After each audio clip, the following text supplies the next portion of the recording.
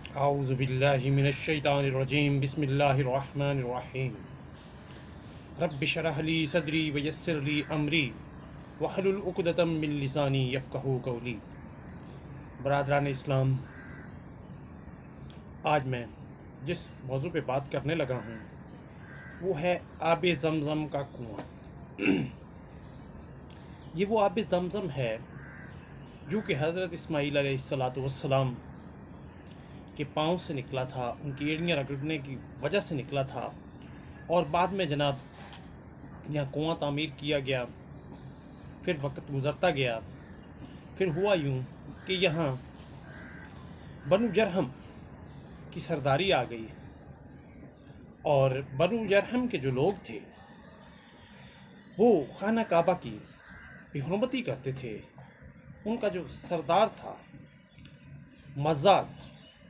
مزاز ایک اچھا انسان تھا، مزاز بن عمرو، تو اس نے ان کو منع کیا۔ جب اس کو یہ امید نہ رہی کہ یہ لوگ خانہ کعبہ کی بے حرمتی سے باز آئیں گے، تو اس نے ان کو ان کے حال پہ چھوڑ دیا، اور خانہ کعبہ میں جو تلواریں اور مال و دولت موجود تھی اس کو آب زمزم کے کنویں میں ڈال کر اس کے اوپر مٹی ڈال دی، اور کنواں تو پہلے سے ہی خشک ہو چکا تھا تو اس کو بند کر دیا۔ اس طرح آب زمزم کے کنواں کا نام و نشان مٹ گیا۔ اس کے بعد وقت گزرتا رہا، جو بنو جرہم تھے ان کے لوگوں کو بنو نزا کے قبیلے نے مار بگایا۔ اس کے بعد کسی کی سرداری کا وقت آ گیا، اور پھر اس کے بعد حضرت عبداللہ کے والد حضرت مطلب حضور پاک صلی اللہ علیہ وآلہ وسلم کے دادا جان کا جب وقت آیا تو وہ ان کو خواب میں یہ آب زمزم کے کنواں کھودنے کا حکم دیا گیا۔ تو برادران اسلام، حضرت علی رضی اللہ تعالی عنہ بیان کرتے ہیں کہ حضرت عبد المطلب نے بیان کیا کہ میں حجر اسود کے پاس سو رہا تھا کہ ایک آنے والا آیا اور اس نے کہا کہ طائبہ کو کھودو۔ میں نے کہا کہ طائبہ کیا ہے؟ وہ کچھ بتائے بغیر چلا گیا۔ پھر اگلے دن خواب میں آیا اور بتایا کہ براہ کو کھودو۔ میں نے کہا براہ کیا ہے؟ وہ کچھ بتائے بغیر چلا گیا۔ تیسرے دن پھر وہ آیا اور اس نے کہا کہ مظنونہ کو کھودو۔ میں نے کہا مظنونہ کیا ہے؟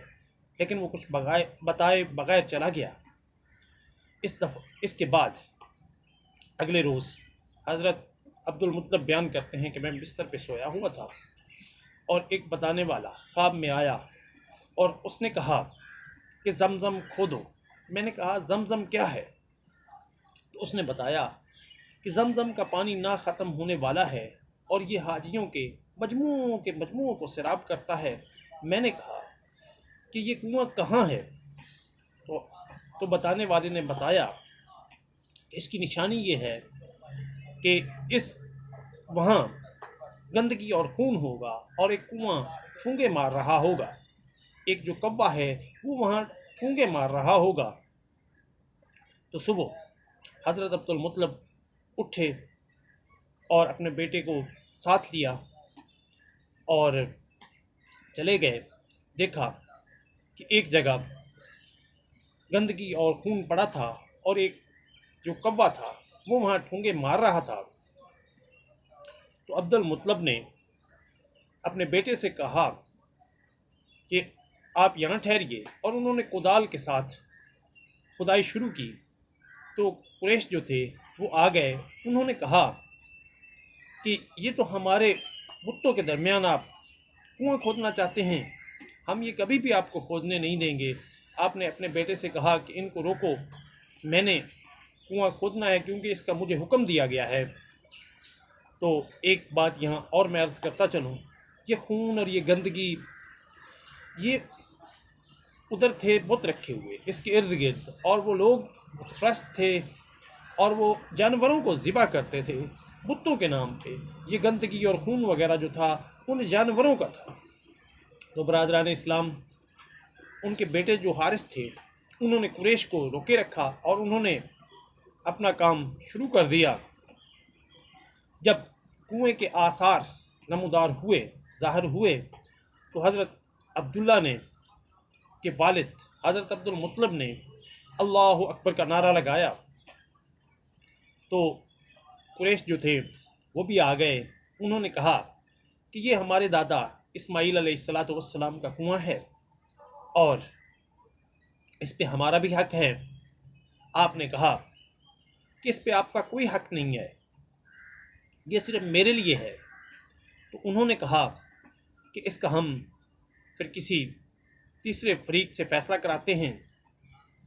تو انہوں نے ایک شام میں رہنے والی کاہنہ جو تھی، دونوں فریق نے اس کو منظور کر لیا، اور ایک وفد جو تھا قریش کا وہ بھی، اور ایک وفد جو تھا حضرت عبد المطلب ان کے خاندان کا، وہ شام کی طرف چل دیے۔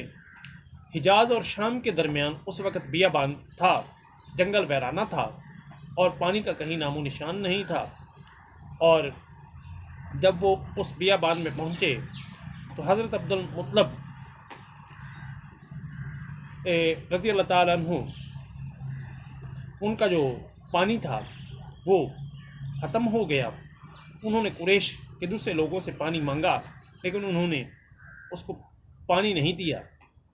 تو حضرت عبد المطلب اپنی سواری پہ سوار ہو کر پانی کی تلاش میں نکلنے لگے، لیکن جب آپ سواری پر سوار ہوئے تو ان کی سواری کے قدم سے ایک جو چشمہ تھا پانی کا وہ ابلنے لگا۔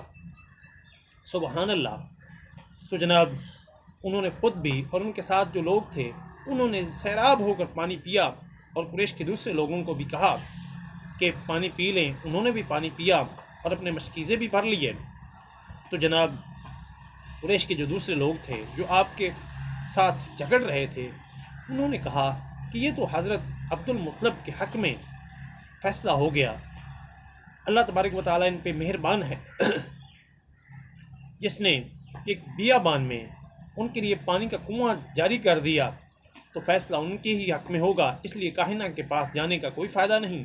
اور وہ وہاں سے واپس آ گئے اور کنواں کھودنا حضرت عبد المطلب نے شروع کر دیا، اور پھر اس میں سے تلواریں اور مال و دولت نکل آئے۔ قریش یہ مال و دولت اور تلواریں اور زرے وغیرہ دیکھ کر لالچ میں آ گئے، اور انہوں نے آ کر پھر حضرت عبداللہ کے والد حضرت عبد المطلب کو، جو حضور پاک صلی اللہ علیہ وآلہ وسلم کے دادا تھے، ان کو آ کر گھیر لیا اور کہا کہ اس مال و دولت میں ہمارا بھی حصہ ہے۔ آپ نے فرمایا کہ اس میں آپ کا کوئی حصہ نہیں ہے، یہ مال و دولت صرف میرے لیے ہے۔ تو انہوں نے کہا کہ پھر ہم ایسے کرتے ہیں کہ 500 کے جو تیر ہیں ان سے فیصلہ کرتے ہیں۔ تو پھر 2 تیر جو تھے وہ خانہ کعبہ کے لیے رکھے گئے، 2 تیر حضرت عبد المطلب کے لیے، اور جو 2 تیر تھے وہ قریش کے لیے رکھے گئے۔ جب ان کو گھمایا گیا تو خانہ کعبہ کے جو تیر تھے وہ مال و دولت جو تھا وہ خانہ کعبہ کے نام نکلا، اور زریں اور تلواریں جو تھیں وہ حضرت عبد المطلب کے نام نکلیں، اور قریش کے نام کچھ نہیں نکلا۔ اس طرح عبد المطلب نے جو خانہ کعبہ کا دروازہ تھا اس کو سونے اور چاندی سے سجا دیا، اور اس کے بعد جو آب زمزم کا کنواں تھا اس کو مکمل کیا گیا۔ تو برادران اسلام، اس آب زمزم کے کنواں جو کہ حضور پاک صلی اللہ علیہ وآلہ وسلم کے دادا جان نے دوبارہ ہمارے لیے کھودا تھا، اس سے لاکھوں کی تعداد میں حاجی صاحبان جو ہیں وہ آج بھی پانی پیتے ہیں، اور دنیا کے تمام ممالک میں یہ آب زمزم کا پانی پہنچتا ہے۔